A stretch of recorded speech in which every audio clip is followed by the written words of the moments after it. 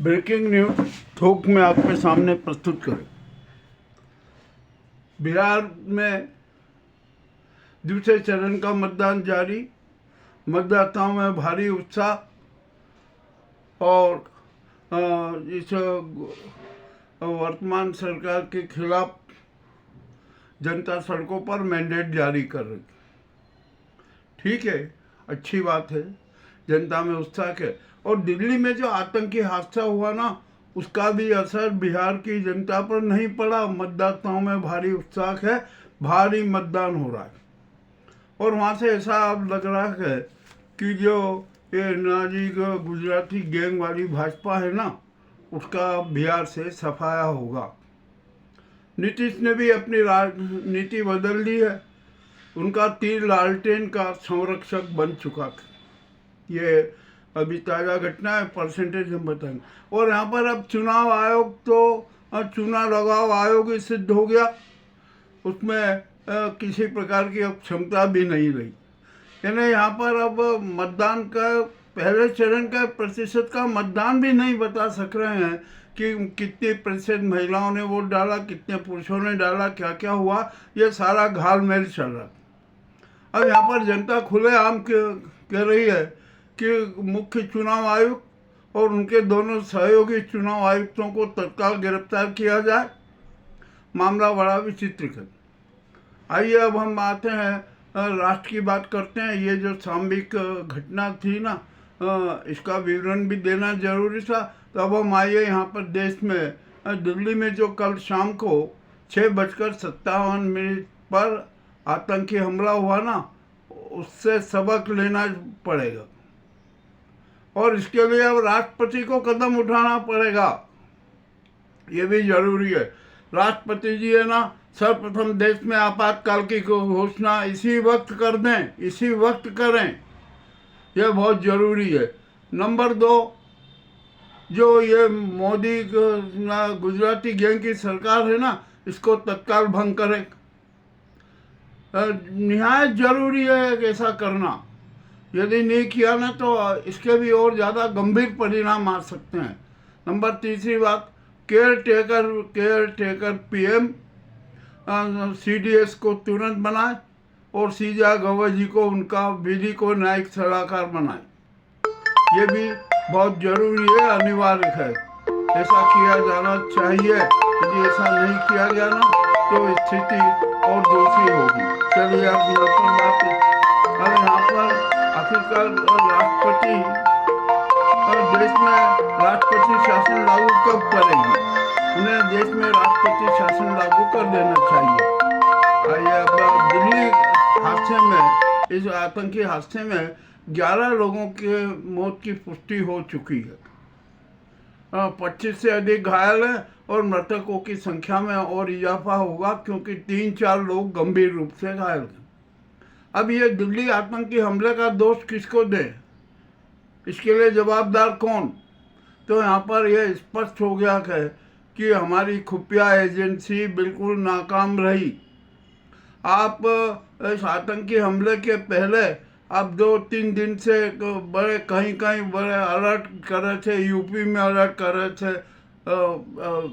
अपना हरियाणा में अलर्ट कर रहे थे, पंजाब में अलर्ट कर रहे थे, महाराष्ट्र में अलर्ट कर रहे थे, बैठकें कर रहे थे। परंतु हमारी खुफिया एजेंसी इस प्रकार का सक्रियता से काम क्यों नहीं कर पाई? आखिरकार लाल किले के मैदान में, लाल किले के द्वार पर जो विस्फोटक कार कैसे पहुंची? इसका मतलब ये था कि सघन चेकिंग अभियान कहीं पर नहीं था। चलिए, जो भी यह हो गया है, अब घटना तो हो गई है। अब यहाँ पर क्या किया जाए? आखिरकार आतंकी घटना को रोकेगा कौन और कैसे रुकेगी? अब मामला बड़ा विचित्र हो गया। और इस आतंकी हमले को सांप्रदायिक रंग भी न दिया जाए। कुछ यहाँ पर बता रहे हैं कि अरे जहाँ पर हादसा हुआ उसके थोड़ी सी दूर पर मंदिर है, वो हैं। अरे ये तो सभी जगह रहते हैं। तो आप ये इसको गलत तरीके से मत ले जाइए। आतंकी हमला है, और ये आतंकी हमला किस प्रकार से किया जा रहा है जिसकी भी कोई सीमा नहीं। अब आपने देखा है कि कितने भारी मात्रा में RDX भी बरामद हुआ, कश्मीर में भी हुआ। कश्मीर में जैसे जैसे मोहम्मद के पोस्टर भी लगाए गए, सारा नाटक चल रहा है। हमारे देश की अब सुरक्षा बड़ी संकट में है, और यहाँ पर ऐसी स्थिति में राष्ट्रपति को चाहिए कि वे राष्ट्र का संचालन सेना के सुपर तत्काल कर दे, इसी वक्त से कर दे। और इन जो ये नेतानुमा है ना, जो राष्ट्र के संचालन का दावा भर रहे हैं और घिनौने कृत्य करते हैं, इनको सबको बिल्कुल बाहर करें और इनको सबको गिरफ्तार करके अब तो जेल में डाल दे सेना, कोई दिक्कत नहीं है।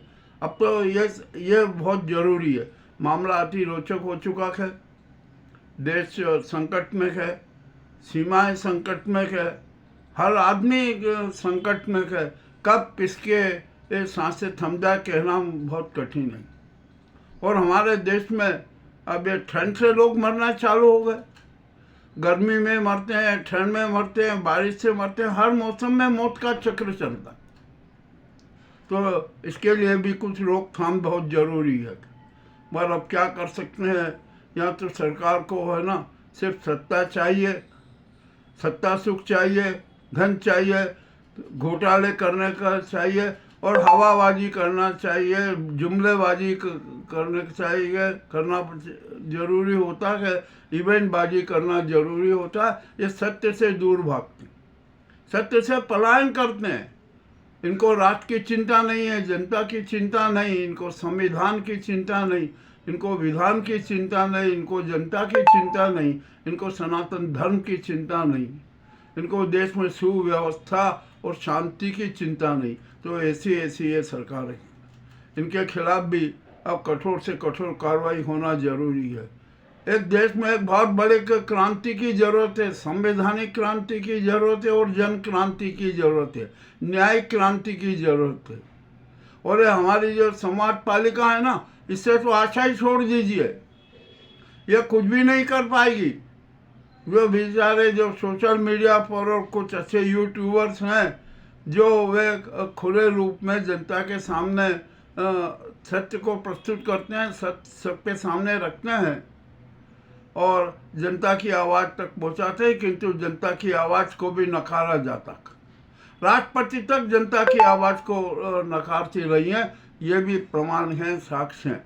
तो अब यहाँ पर देश की स्थिति बड़ी गंभीर होती जा रही है।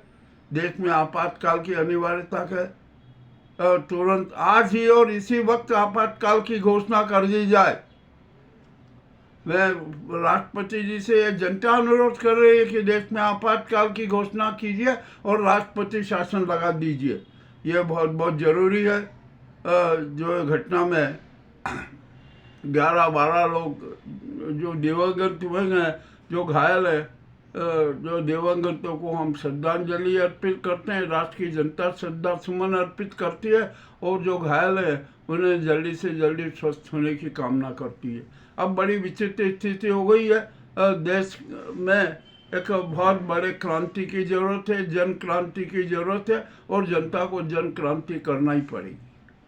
मैं आज बस अभी इस वक्त यही ब्रेकिंग न्यूज़ है आपके सामने प्रस्तुत है। बाद में मैं संपूर्ण विवरण के साथ और अनेक रहस्य विवरण भी प्रस्तुत करूँगा। बहुत बहुत धन्यवाद।